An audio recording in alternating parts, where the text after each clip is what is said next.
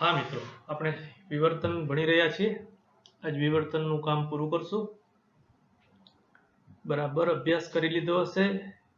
કચાશ લાગતી હોય તો હજી એક વખત ફરીથી જોઈ લેજો, તે પછી જ આમાં આગળ વધજો।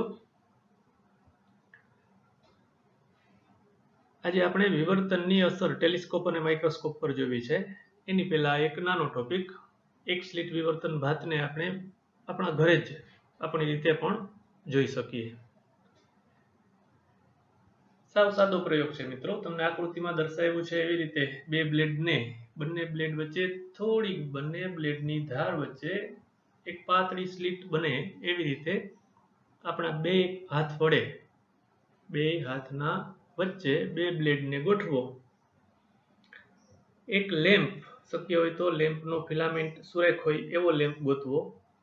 એ લેમ્પની સામે લેમ્પ અને આપણી બે બ્લેડ વચ્ચેની જે જગ્યા છે, જે સ્લિટ બની છે, એ સ્લિટ બંને સમાંતર બને એવી રીતે રાખો।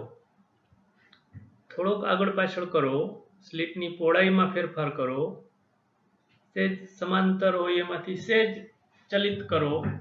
આવા થોડા ફેરફારો કરવાથી આપણી આંખ પર, આપણી આંખ અત્યારે પડદો બનશે મિત્રો, તો આપણી આંખ પર આ પ્રકાશિત અપ્રકાશિત પટ્ટા સલાકાઓ દેખાશે। આ એક પ્રકારનું એક સ્લિટ વડે થયેલું વિવર્તન સલાકાઓ જ છે, વિવર્તન ભાત જ આપણી આંખ પર રચાય છે। તમે બે થોડો આમ પ્રયત્ન કરતા જોઈ શકશો મિત્રો કે આપણી આંખ પર જે સલાકાઓ રચાય છે એમાં રાતા રંગની સલાકાની પહોળાઈ વધુ છે। એનું કારણ આપણે ગઈકાલે ભણ્યા હતા, વિવર્તનની માત્રાનો આધાર લેમડા છેદમાં ડી, ગઈકાલે ડી કહેતા હતા, એને આપણે સ્લિટની પહોળાઈ એની સંજ્ઞા એ લખીએ તો વિવર્તનની માત્રાનો આધાર લેમડા છેદમાં એ ગુણોત્તર પર રહેલો છે।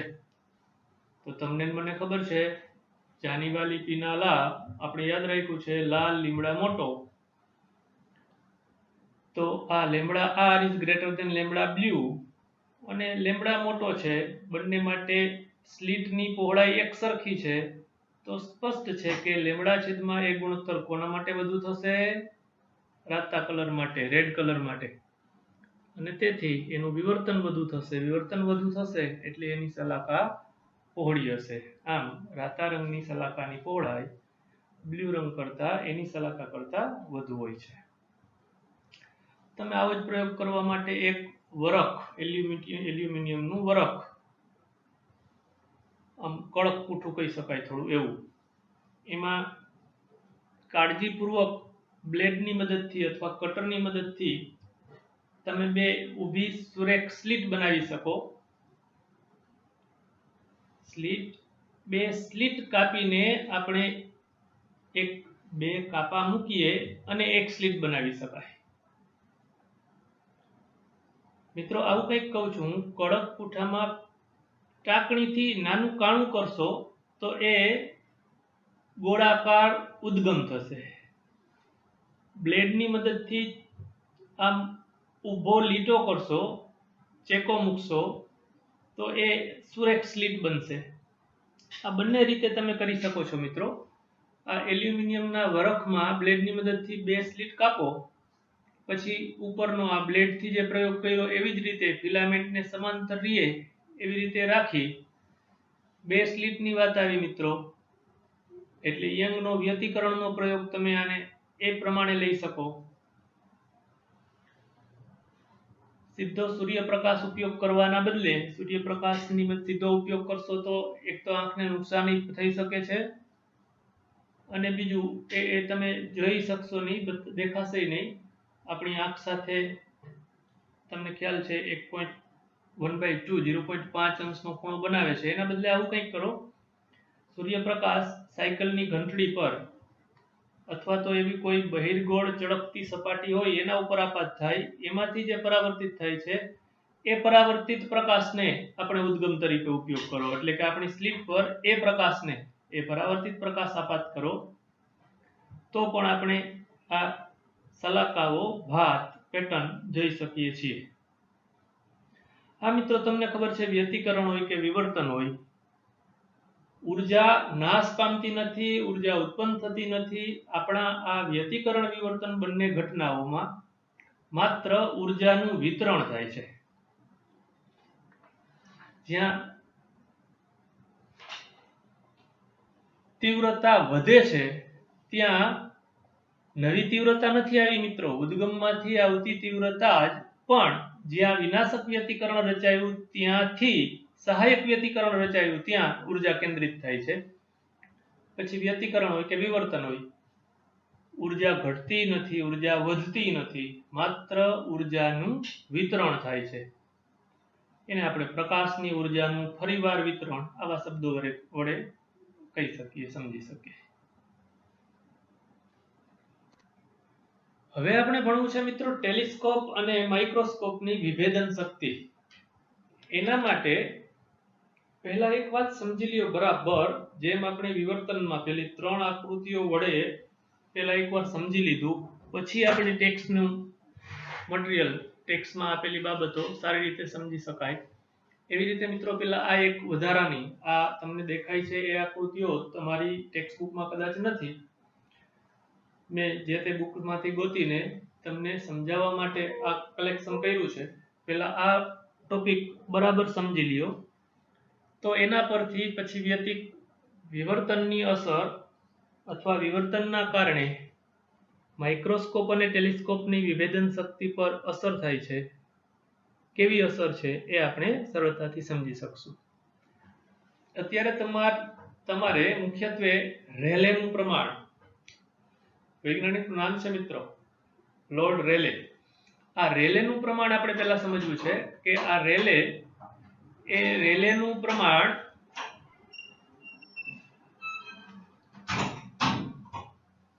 આપણે માઇક્રોસ્કોપ કે ટેલિસ્કોપમાં વિવર્તન કઈ રીતે અસર કરશે, શું અસર કરશે એ સમજવા માટે રેલેનું પ્રમાણ સમજવું છે. મિત્રો રેલેનું પ્રમાણ એક વખત હું બોલું પછી તમને સમજાવું. કોઈ બે વસ્તુમાંથી કિરણો, તરંગો આવે છે, પડદા પર અથવા આપણી આંખ પર વિવર્તન ભાત રચે છે. એ બંને વસ્તુને, ધારો કે આપણે દૂરના બે તારા જોઈ રહ્યા છીએ, પહેલા તબક્કે નરી આંખે જોઈએ તો એ બંને તારા આપણે અલગ અલગ દેખાશે કે કેમ, એનો આધાર એ બંને તારા કેટલા નજીક છે, બંને તારાની વિવર્તન ભાત મિત્રો દેખાય છે એટલે આપણી આંખમાં એની વિવર્તન ભાત રચાય છે.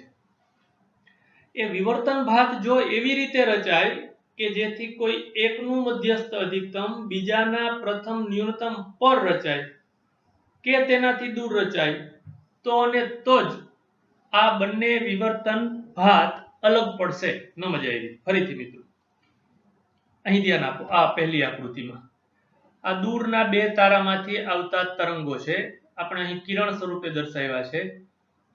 આ તારામાંથી આવતો અહીં વિવર્તન ભાત રચે છે, એનું મધ્યસ્થ અધિકતમ આ બિંદુ પાસે છે. આ બીજા તારામાંથી આવતી આ તરંગ, એનું મધ્યસ્થ અધિકતમ અહીં રચાય છે. આ બંનેના મધ્યસ્થ અધિકતમો એકબીજાથી છૂટા છૂટા છે. એટલે આવી સ્થિતિમાં જો તારા હશે તો આપણી આંખ બંને તારાને અલગ અલગ જોઈ શકશે. હવે આ આકૃતિ છે એ આ પહેલી આકૃતિમાં બે તારા છે, એના કરતા નજીક રહેલા બે તારા અથવા બે વસ્તુને આપણે જોઈ રહ્યા છીએ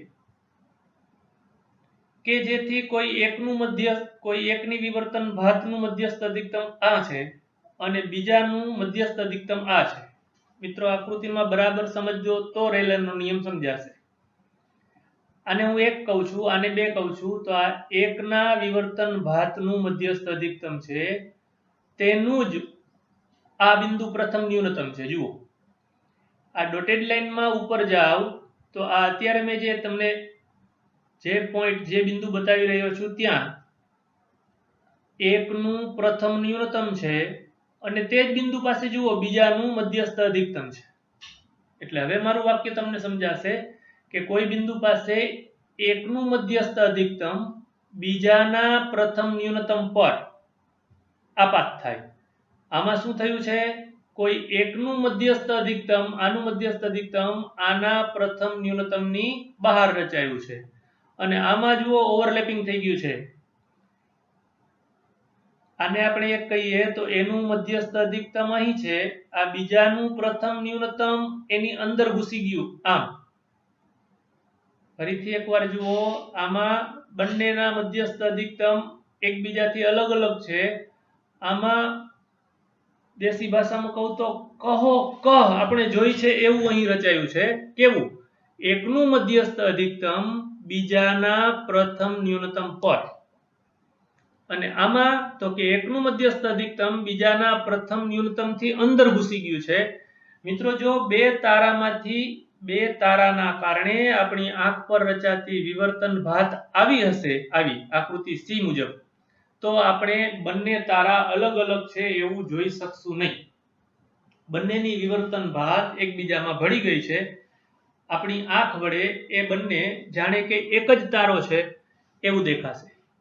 એવી જ રીતે આ હશે તો આ આકૃતિને આપણે જસ્ટ છૂટા એમ કહીએ. જો આના કરતા નજીક હોય તો આપણી આંખ અલગ જોઈ શકતા નથી. એટલે અહીં લખ્યું છે પ્રતિબિંબો જસ્ટ છૂટા છે, અને આવું હશે તો છૂટા છૂટા દેખાશે. આ ત્રણમાંથી વધુમાં વધુ સારું શું કેવું મિત્રો? આ બી સ્થિતિ, કે જે શક્ય એટલા નજીક, વધુમાં વધુ નજીક છે છતાંય છૂટા છૂટા બતાવે છે. આ વાત આપણે વિભેદન શક્તિની વ્યાખ્યા વડે સમજશું. પહેલા રેલેનું પ્રમાણ બરાબર સમજી લઈએ, કે જેનો ઉપયોગ મારે આના પછી તમને માઇક્રોસ્કોપ ટેલિસ્કોપ સમજાવવા માટે કરવો છે. જો અહીં જે મેં વાત સમજાવી એ જ વાત અહીં બતાવી છે, કે આપણી આંખ પાસે અહીં આ ટેલિસ્કોપનો ઓબ્જેક્ટિવ લેન્સ છે, તો ત્યાં રચાતો આ ખૂણો બરાબર જોજો મિત્રો, રેલેના નિયમનું શાબ્દિક રજૂઆતમાંથી સંજ્ઞાત્મક રજૂઆતમાં આ નિયમમાં જાય છે. આ ખૂણો, એને હું આલ્ફા નામ આપું તો આ આલ્ફા ઓછામાં ઓછો આટલો થવો જોઈએ, 1.22 લેમ્બડા બાય ડી. લેમ્બડા એટલે આપણે અત્યારે જે પ્રકાશનો ઉપયોગ કરી રહ્યા છે એ પ્રકાશની તરંગ લંબાઈ, અને ડી એટલે આપણી આકૃતિમાં આ ઓબ્જેક્ટિવનો વ્યાસ.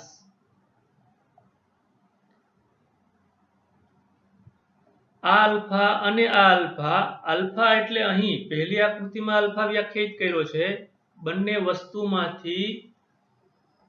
બંને વસ્તુમાંથી આવતા તરંગના કારણે જે બે પ્રતિબિંબ રચાયા, બે વિવર્તન ભાત રચાયા, એના વડે ઓબ્જેક્ટિવ આપણી આંખ પાસે રચાતો ખૂણો. જો આ ખૂણો અહીં, આ ખૂણો 1.22 લેમ્બડા છેદમાં ડી કરતા મોટો છે, અહીં બરાબર એના જેવડો છે, એક્ઝેક્ટ 1.22 લેમ્બડા છેદમાં ડી જેટલો છે, જ્યારે અહીં એના કરતા નાનો થઈ જાય છે. આનો અર્થ એમ કે આપણી આંખ પર રચાતા વિવર્તન ભાતમાં આ ખૂણો આલ્ફા મિનિમમ આટલો જ થવો જોઈએ, 1.22 લેમ્બડા છેદમાં ડી જેટલો જ થવો જોઈએ, અથવા એનાથી મોટો થવો જોઈએ. એટલો જ થાય એ આઈડિયલ, સારામાં સારી સ્થિતિ છે. હા મિત્રો, હજી આ વાતને આપણે સમજવાનો પ્રયત્ન કરીએ. જ્યારે કોઈ બિંદુવત ઉદ્ગમ, એમાંથી આવતો પ્રકાશ, આપણે શરૂઆતમાં જ જોયું, વિવર્તનની શરૂઆતમાં જ જોયું કે જે કોઈ અડચણ પર આપાત થાય તો અડચણની ધાર પાસેથી વાંકું વળે છે. આપણે ત્યારે જોયું હતું, ત્યારે સુરેખ અડચણ લીધી હતી. ધારો કે અત્યારે આ લેન્સ છે એ અડચણ છે મિત્રો, વર્તુળાકાર, એના પર આ પ્રકાશ આપાત થાય તો લેન્સની ધાર પાસેથી, દરેક બિંદુ પાસેથી વિવર્તન થશે, અને વિવર્તિત થયેલા વાંકા વળેલા કિરણો પડદા પર કેન્દ્રિત થાય છે, પડદા પર વિવર્તન ભાત રચે છે. મિત્રો, એકદમ સૂક્ષ્મ બિંદુ ટપકું મળવાના બદલે થોડું પહોળું એટલે 1-2 સેન્ટીમીટર નહીં મિત્રો, પણ સાવ બિંદુવત મળવાના બદલે એ વર્તુળાકાર વલયોના સ્વરૂપમાં મળે છે. આ નીચેની આકૃતિ છે. ફરીથી આ વાતને આ આકૃતિમાં થોડું એનલાર્જ કરીને બતાવ્યું છે. જુઓ, આ વચ્ચેનો જે પ્રકાશિત ભાગ છે એને આપણે મધ્યસ્થ અધિકતમ કહીશું. એના પછી આ ડાર્ક ભાગ છે એને પ્રથમ ન્યૂનતમ કહેશું. એના પછીનો આ ભાગ છે અહીં બતાવ્યો છે, એને પ્રથમ અધિકતમ કહેશું. પછીનો આ ભાગ છે એને દ્વિતીય ન્યૂનતમ કહીએ. એટલે ખરેખર તમને આપણે ગઈકાલે ભણ્યા એ વિવર્તન ભાત પણ આવી રીતે દેખાય છે. જુઓ, આ એરે નામના વૈજ્ઞાનિકે બતાવ્યું હતું. આ મધ્ય ભાગ છે એને એરેસ ડિસ્ક કહેવાય, અને જે આ વલયો છે, રિંગ છે, એને એરેસ રિંગ કહેવામાં આવે છે. મિત્રો, આ જ વાત આપણે અહીં સમજ્યા કે જો બંનેની આ એકની વિવર્તન ભાત છે, આ બીજાની વિવર્તન ભાત છે. અહીં આ વિવર્તન ભાત એકબીજામાં ભળેલી છે, પણ એકનું મધ્યસ્થ અધિકતમ બીજાના પ્રથમ ન્યૂનતમ પર રચાયું છે. અને અહીં બંનેની વિવર્તન ભાત એકબીજામાં એટલી ભળી ગઈ છે કે આપણે એ બે વસ્તુ છે એવું જોઈ શકતા નથી. બંને વસ્તુ એકબીજામાં ભળી ગયેલી દેખાય છે, જોઈ શકીએ છીએ.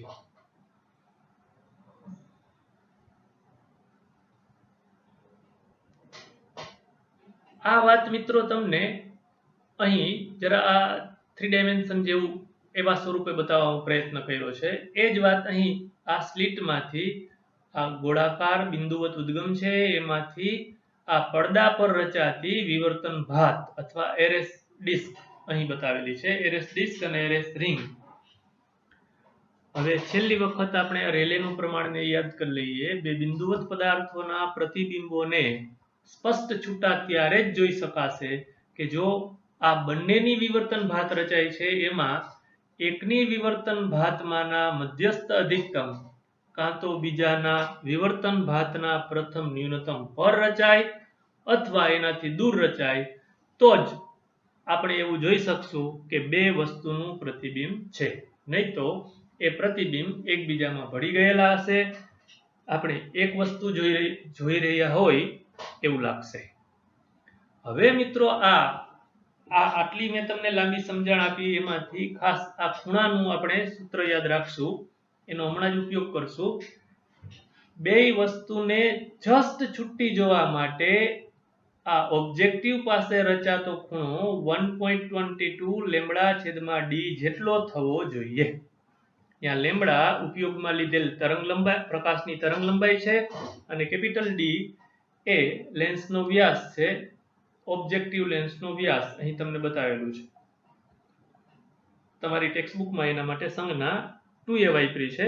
હવે આપણે જોશું. ત્રીજી વખત કહું છું મિત્રો, આ વાત યાદ રાખજો. આ આલ્ફા, પછી એને થીટા કયો કે આલ્ફા કયો, તમારી બુક એને ડેલ્ટા થીટા કહે છે, એ 1.22 લેમ્બડા છેદમાં ડી એટલો થવો જોઈએ. તો આપણે આપેલ વસ્તુનું પ્રતિબિંબ સ્પષ્ટ અને છૂટું છૂટું જોઈ શકીએ. આ વાતનો ઉપયોગ કરીને હવે આપણે ટેલિસ્કોપની વિભેદન શક્તિ અને વિભેદન સીમાનો અભ્યાસ કરીશું. હા મિત્રો, ટેલિસ્કોપનું કોણીય વિભેદન એટલે બે અલગ અલગ, ખાલી સમજવા માટે લ્યો મિત્રો, તમે બેઠા છો અહીંયા સામે દિવાલ પર બે ટપકા કરો, એ બંને ટપકા તમારી આંખ પાસે જે ખૂણો બનાવે, એવી રીતે આપણી આંખ પર બે પ્રતિબિંબ રચાવાના છે. એ બંને પ્રતિબિંબ આપણી આંખ પાસે ખૂણો રચશે. એ ખૂણાને કોણીય વિભેદન કહીએ. મિત્રો, હમણાં આપણે વાત કરી એ ખૂણાની વાત કરી રહ્યા છીએ આપણે. Alpha minimum equal to 1.22 lambda છેદમાં ડી એ ખૂણાની વાત કરીએ છીએ કે એ ખૂણો ક્યાં સુધી નાનો થઈ શકશે. આપેલો ટેલિસ્કોપ ક્યાં સુધી દૂરની વસ્તુઓને અલગ અલગ બતાવી શકશે, એ આ કોણીય વિભેદન કહેવાય. કોણીય વિભેદન આપેલા ટેલિસ્કોપના ઓબ્જેક્ટિવ લેન્સ પરથી નક્કી થશે કે ઓબ્જેક્ટિવ લેન્સ કેવો છે, એનું કોણીય વિભેદન કેટલું છે, તેના પરથી આપેલા ટેલિસ્કોપની વિભેદન શક્તિ નક્કી થશે. પહેલા સમજી લઈએ મિત્રો, અને છેલ્લે પણ સમજશું કે વિભેદન શક્તિ એટલે શું. તો કે ધારો કે આપણા પાસે 3 ટેલિસ્કોપ છે. ત્રણેય ટેલિસ્કોપની મદદથી વારાફરતી એક પછી એક દૂરની વસ્તુને જોવાનો પ્રયત્ન કરીએ છીએ. તો એમાંથી સારો ટેલિસ્કોપ વિભેદન શક્તિ વધુ કોની કહેવાય? તો કે જે ટેલિસ્કોપની મદદથી નજીકમાં નજીક આવેલા હતા, બે તારા નજીક હતા છતાંય અલગ બતાવી શક્યા. તો ધારો કે એવું બની શકે કે આપણા પાસે 3 ટેલિસ્કોપ છે, એમાંનો એક ટેલિસ્કોપ દૂરના નજીક રહેલા બે તારાઓને અલગ અલગ બતાવી શકે છે, જ્યારે બાકીના બે ટેલિસ્કોપ નથી બતાવી શકતા, તો વિભેદન શક્તિ વધુ કોની કહેવાય? જે ટેલિસ્કોપની મદદથી નજીક રહેલી વસ્તુઓને અલગ બતાવી શક્યા તે.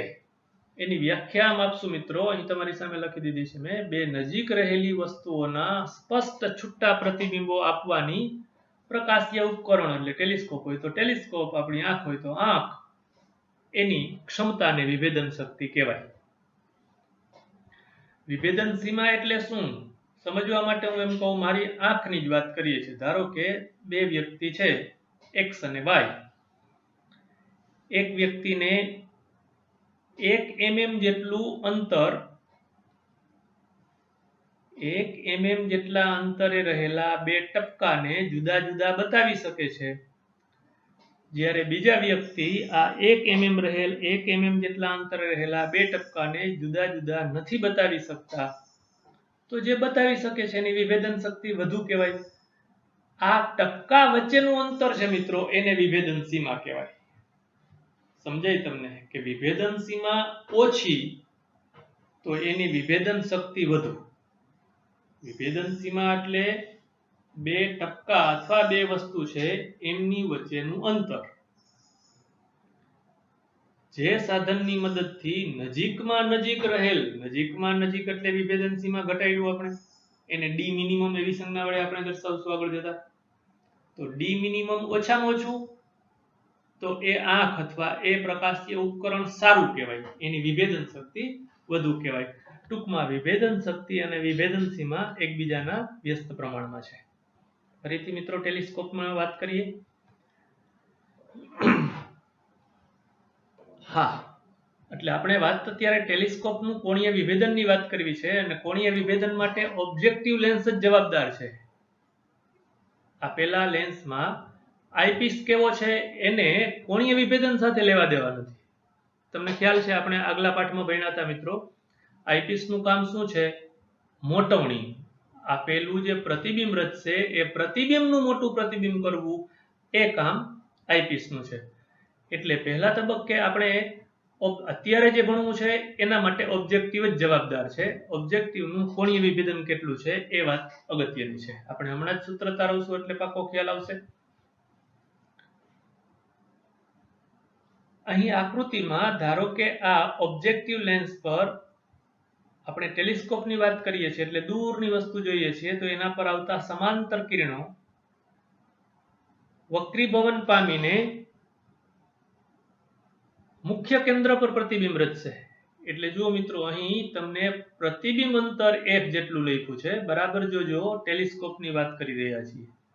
માઇક્રોસ્કોપમાં જઈશું ત્યારે તમને ખ્યાલ છે, લગભગ મુખ્ય કેન્દ્ર પર વસ્તુ રચશું, વસ્તુ મૂકશું, તો એના માટે વસ્તુ અંતરિયું થશે. અત્યારે આ તમને દેખાય છે એ આપણે પ્રતિબિંબ અંતરના સ્વરૂપમાં જોઈશું. તો અહીં પડદા પર આ વિવર્તન ભાતને આ રીતે બતાવી છે, આ જ રીતે, કે જેમાં એરેઝ ડિસ્ક છે, એરેઝ રિંગ છે, મધ્યસ્થ અધિકતમ છે, એની બંને બાજુ પ્રથમ ન્યૂનતમ છે. આ આકૃતિમાં તમે જોઈ શકો છો મધ્યસ્થ અધિકતમની બંને બાજુ પ્રથમ ન્યૂનતમ, એના પછી બંને બાજુ પ્રથમ ક્રમના અધિકતમો. તો આપણે હમણાં જોયું એ પ્રમાણે આંખ પાસે આ જે ખૂણો રચાશે એ ખૂણો 1.22 લેમ્બડા છેદમાં ડી. મિત્રો હવે જોજો, ડી બરાબર અહીં આપણે લખશું 2a. જોજો જરા, આ r0 એટલે આ મધ્યસ્થ અધિકતમની ત્રિજ્યા. અત્યારે હું તમને બતાવું છું એ વ્યાસ છે.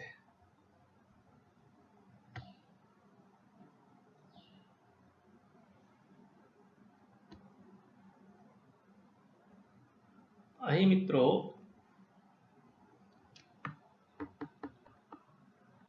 આ જે મેં લીટી કરી એ વ્યાસ છે. આપણે જરૂર છે એના અડધાની,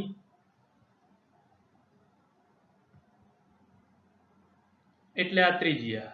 આ વ્યાસ કેટલો હશે? હમણાં આપણે નોંધ્યું હતું, આ વ્યાસને અનુરૂપ ખૂણો 1.22 લેમ્બડા છેદમાં ડી સાંભળજો, તો હું એમ કહું છું આ અંતર કેટલું થશે, મારે સૂત્ર વાપરવું છે ખૂણો બરાબર ચાપ છેદમાં ત્રિજ્યા અથવા ચાપ બરાબર ત્રિજ્યા ગુણ્યા ખૂણો. જોજો જરા, અહીંથી આ બે બિંદુએ રચેલો ખૂણો આ ખૂણો, એ ખૂણો 1.22 લેમ્બડા છેદમાં ડી, જ્યાં ડી બરાબર 2a, અને આ અંતર તમારી સામે લખ્યું છે f, તો ખૂણો બરાબર થીટા 1.22 લેમ્બડા છેદમાં 2a. આ ત્રિજ્યા આપણા માટે, આ ત્રિજ્યા f જેટલી, તો શું થશે, આ ચાપ બરાબર ત્રિજ્યા ગુણ્યા ખૂણો, ત્રિજ્યા f, ખૂણો અહીં લખ્યું છે 1.22 લેમ્બડા છેદમાં 2a, પછી આ 1.22/2 એટલે લખ્યા 0.61 લેમ્બડા f છેદમાં a.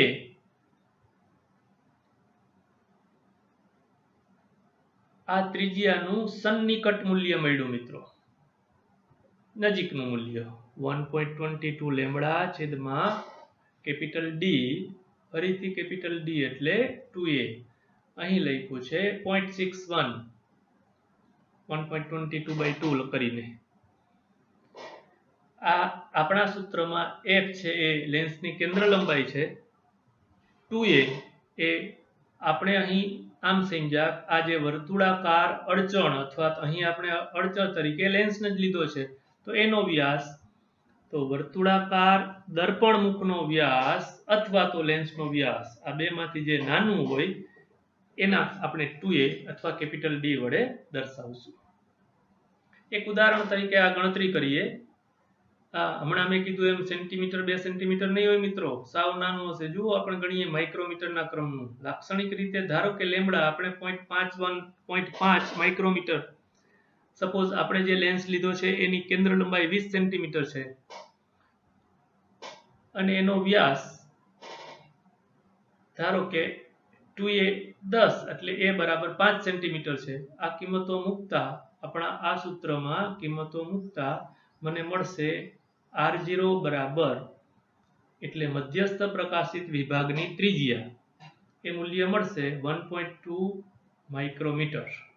આ મૂલ્ય નાનું છે મિત્રો, ખૂબ નાનું છે, પણ આપણે ટેલિસ્કોપની વિભેદન શક્તિ માટે ખૂબ અગત્યની વાત છે. આ મૂલ્ય પરથી જ કે આ આપેલા ટેલિસ્કોપની વિભેદન શક્તિ નક્કી થાય છે. એટલે હવે આપણે રેલેના નિયમનો ઉપયોગ કરીએ, રેલેના પ્રમાણનો ઉપયોગ કરીએ. તમને આકૃતિમાં બતાવ્યું નથી એટલે આપણે આકૃતિ આ જોશું. જોજો મિત્રો,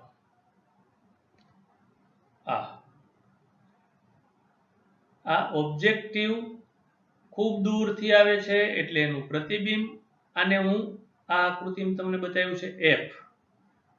આ ઓબ્જેક્ટિવ થી પડદા સુધીનું અંતર f.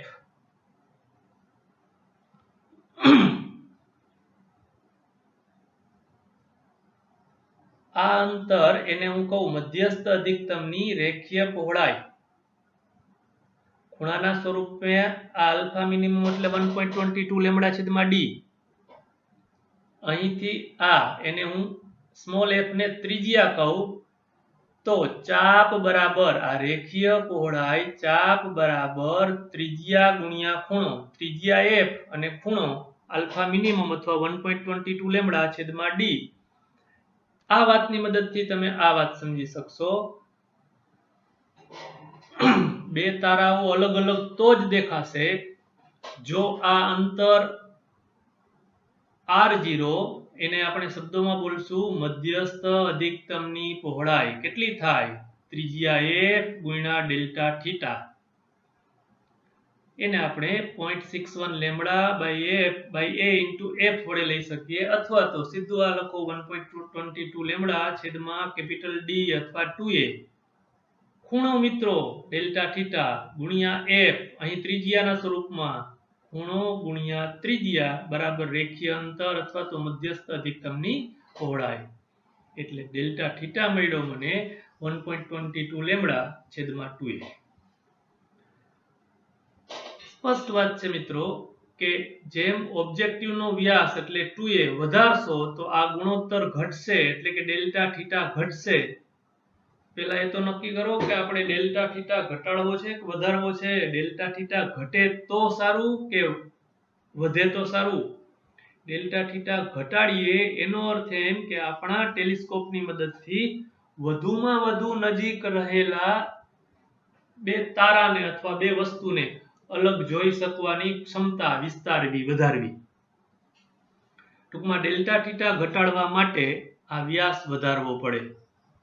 વ્યાસ વધારતા જાય, અમુક હદ સુધી વધારીએ છીએ મિત્રો, એના કરતા વધારીએ તો આ વિવર્તન અસરો એટલી વધી જાય છે કે પ્રતિબિંબ સ્પષ્ટ જોઈ શકાતું નથી.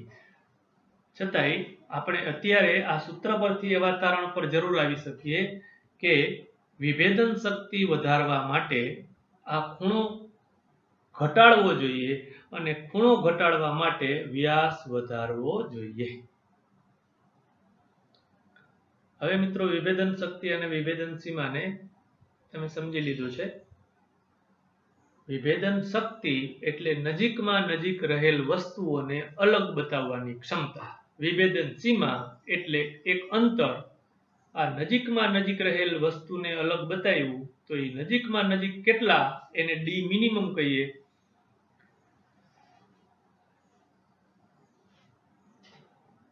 આ જ વાત હવે આપણે માઇક્રોસ્કોપ માટે ભણવું છે. વિવર્તન અસરનો ઉપયોગ કરીને માઇક્રોસ્કોપની વિભેદન શક્તિ સમજશું. એની પહેલા મિત્રો આપણે ટેલિસ્કોપ માટે એક ઉદાહરણ તમને આપ્યું છે તો એ જોઈ લઈએ. એવું ધારો કે તારામાંથી 6000 એંગસ્ટ્રોમ તરંગ લંબાઈનો પ્રકાશ આવે છે. આપણા પાસે જે ટેલિસ્કોપ છે એ ટેલિસ્કોપના ઓબ્જેક્ટિવનો વ્યાસ 100 ઇંચ આપ્યો છે. જો ઇંચમાં આપ્યો છે તો એવા ટેલિસ્કોપ માટે વિભેદનની સીમા નક્કી કરવી છે. વિભેદન સીમા ખૂણા આલ્ફા મિનિમમ સ્વરૂપે હોઈ શકે અને અંતર ડી મિનિમમ સ્વરૂપે પણ હોઈ શકે. તો ઓબ્જેક્ટિવનો વ્યાસ ડી તમને રકમમાં આપ્યો છે 100 ઇંચ. મિત્રો એને સેન્ટીમીટર અથવા મીટરમાં લઈ જવો જોશે. તમને ખ્યાલ છે 1 ઇંચ બરાબર 2.54 સેન્ટીમીટર. આ સંબંધનો ઉપયોગ કરીને આપણે વ્યાસ લખ્યો અને એક ડી કયો અથવા 2a કયો 254 સેન્ટીમીટર. આપણા પાસે સૂત્ર છે ટેલિસ્કોપની કોણીય વિભેદન સીમા alpha minimum equal to 1.22 lambda છેદમાં ડી અથવા 2a. લેમ્બડા આપી દીધો છે, ડી આપી દીધો છે, મળશે 2.882 રેડિયન. હા મિત્રો, હવે આપણે આ જ વાત એટલે કે વિવર્તન અસરોની મદદથી સમજવું છે કે માઇક્રોસ્કોપની વિભેદન શક્તિ શું છે. માઇક્રોસ્કોપ માટે વિભેદન સીમા એને ડી મિનિમમ વડે દર્શાવશું. એનું એક સૂત્ર તારવવું છે.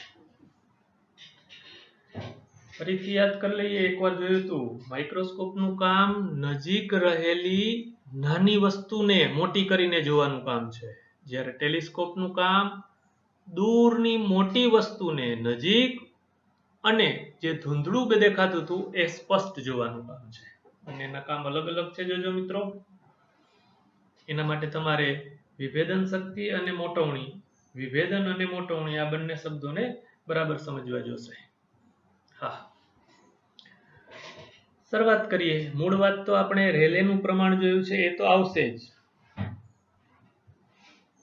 ટેલિસ્કોપમાં બે તારા કહેતો હતો. ધારો કે આપણે માઇક્રોસ્કોપમાં કોઈ સૂક્ષ્મ વસ્તુ જોવી છે તો એ વસ્તુનું પરિમાણ, એ વસ્તુ સૂક્ષ્મ વસ્તુનું પરિમાણ એને ડી મિનિમમ કહેશું. આ ડી મિનિમમ આપણી આંખ પાસે જે ખૂણો રચશે એને આલ્ફા મિનિમમ અથવા તો થીટા મિનિમમ અથવા થીટા કહેશું. તમને ખ્યાલ છે એ ખૂણો 1.22 લેમ્બડા છેદમાં ડી થવો જોઈએ. આ કેપિટલ ડી એટલે લેન્સનો, ઓબ્જેક્ટિવ લેન્સનો વ્યાસ. મિત્રો, આ આકૃતિમાં નજર નાખીએ. માઇક્રોસ્કોપમાં સામાન્ય રીતે વસ્તુને લગભગ મુખ્ય કેન્દ્રથી સેજ નજીક અહીંયા મૂકવામાં આવે છે. મુખ્ય કેન્દ્રની તદ્દન નજીક, એટલે આપણે વસ્તુ અંતરને f લઈ શકશું. ભૂલ કરતા નહીં મિત્રો, બરાબર યાદ રાખજો, સમજી લેજો. ટેલિસ્કોપની વાત કરીએ છીએ તો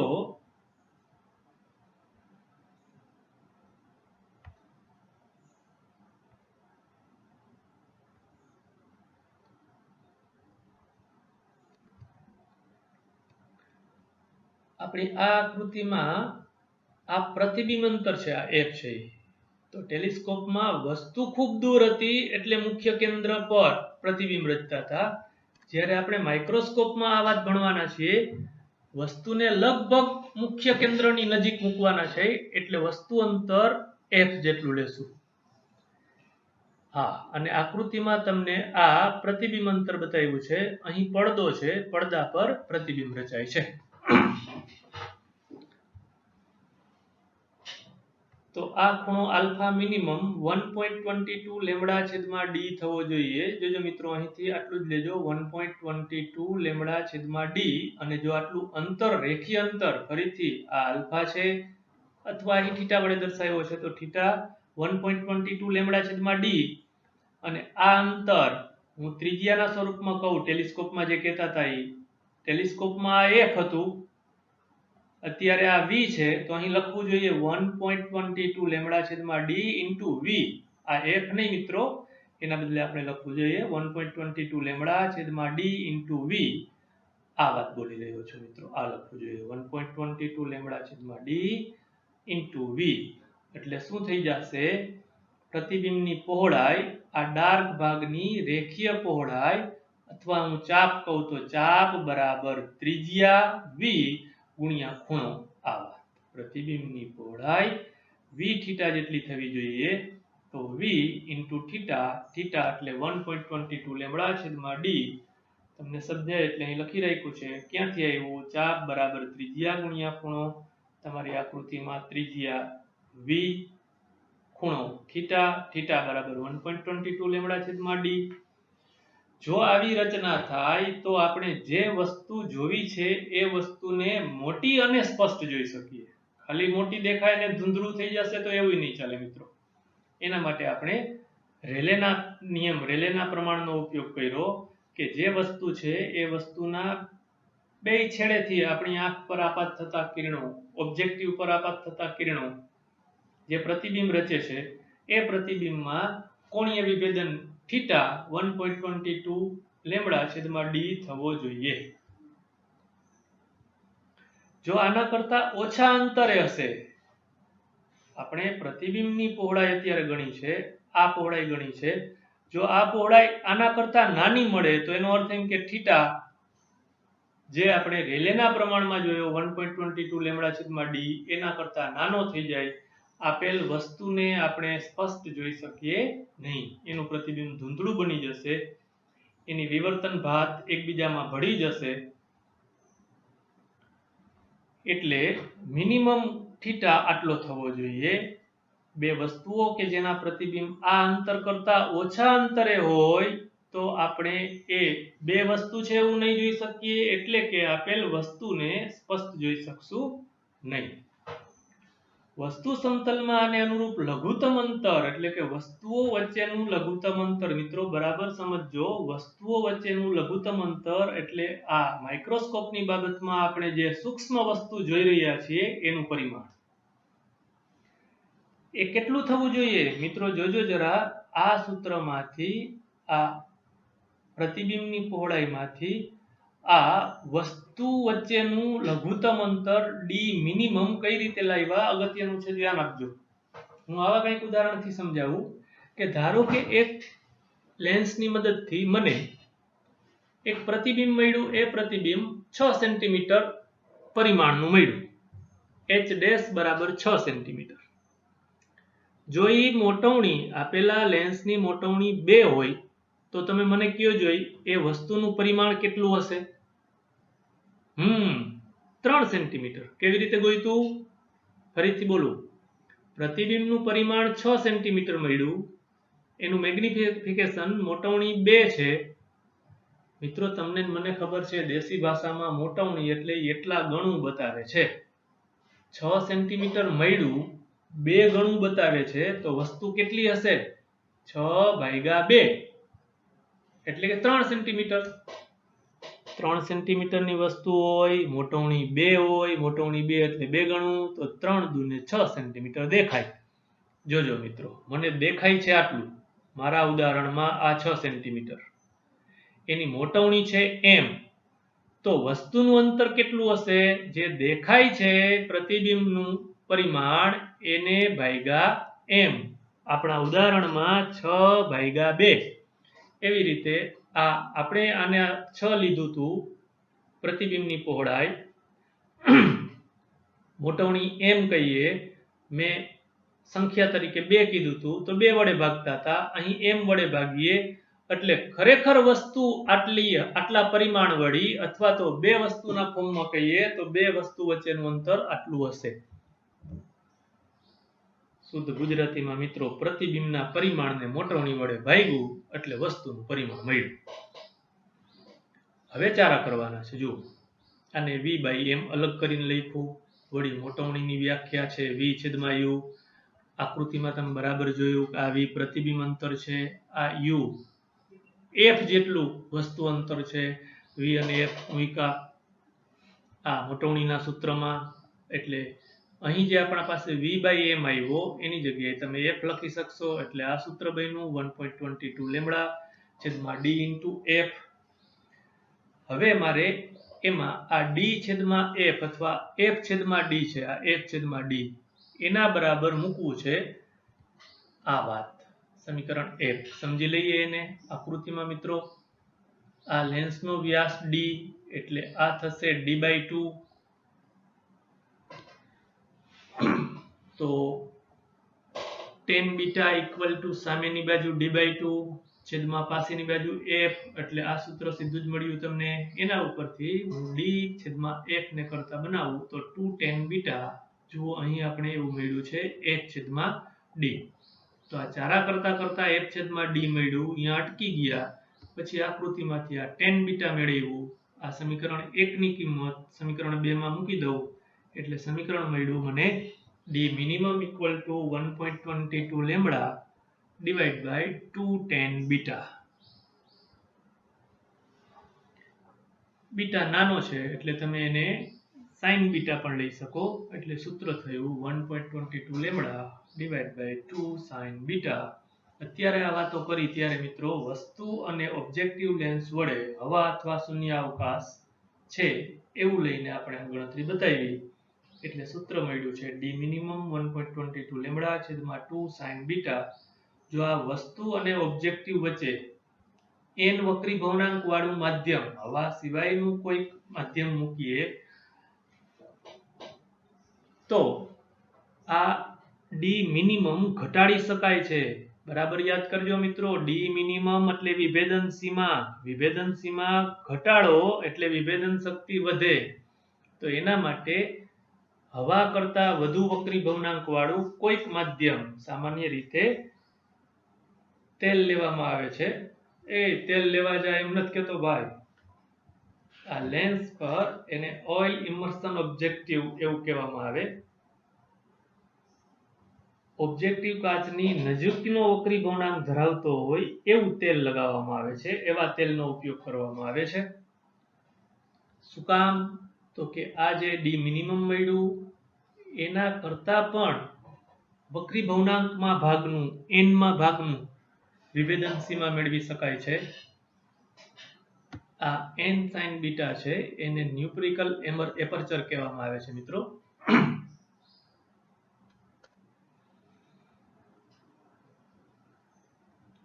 સાદું ગણિત છે. આ છેદ n વધે એટલે કે વક્રી ભવનાંક વધુ, આપેલા માધ્યમનો વક્રી ભવનાંક વધુ, તો આ ગુણોત્તર નાનો, d મિનિમમ નાનો.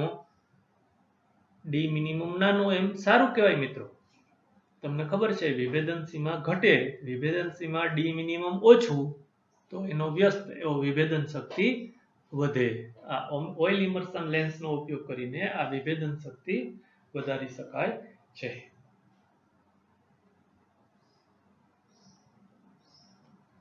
એટલે આ બીટાનું મૂલ્ય ઉપરથી sin બીટાનું મૂલ્ય તો તમને ખબર છે વધુમાં વધુ એક જ કરી શકવાના છે. એટલે d મિનિમમ નો આધાર આ તરંગ લંબાઈ લેમ્બડા પર આધાર રાખશે.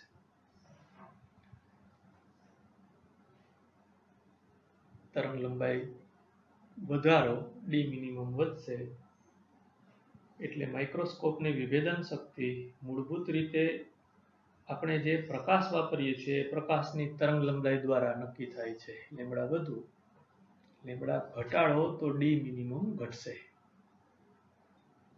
અને ડી મિનિમમ ઘટે તો વિભેદન શક્તિ વધશે.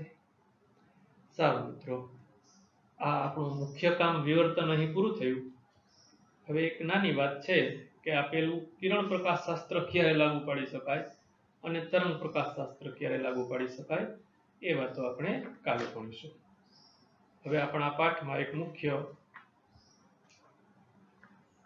ટોપિક ધ્રુવીભવન અને ધ્રુવીભવન અંતર્ગત જ પ્રકીર્ણન દ્વારા ધ્રુવીભવન, ટુર્મેલિન પ્લેટ દ્વારા ધ્રુવીભવન,